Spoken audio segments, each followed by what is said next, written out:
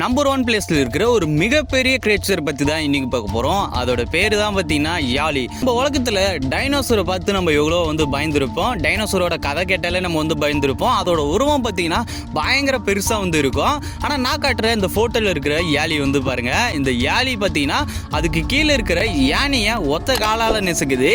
அப்போ இந்த யாலி எவ்வளவு பெருசு இருந்திருக்கும் பாருங்க.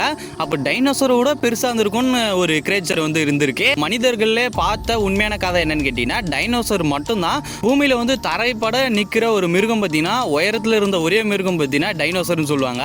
அடுத்ததான் பார்த்தீங்கன்னா யானை சொல்லுவாங்க. ஆனா இப்போ பார்த்தீங்கன்னா அதெல்லாம் விட ரொம்ப பெருசா இருக்கிற இந்த யாலி பார்க்க போறோம். இது பார்த்தீங்கன்னா உண்மையிலே தமிழ் புராணங்களை சொல்லப்பட்ட எவ்வளவோ கோயிலில் பார்த்தீங்கன்னா இந்த யாலியோட சிலையை பார்த்துருப்பீங்க. ஆனா அதுல முக்கியமா நோட் பண்ண வேண்டிய ஒரு விஷயம் என்னன்னு கேட்டீங்கன்னா அந்த யாலியே பார்த்தீங்கன்னா ஒரு குட்டியா ஒரு மனுஷன் ஆட்டி படிப்பாரு பார்த்திருக்கீங்களா? இது வித்தியாசமான ஒரு விஷயம்.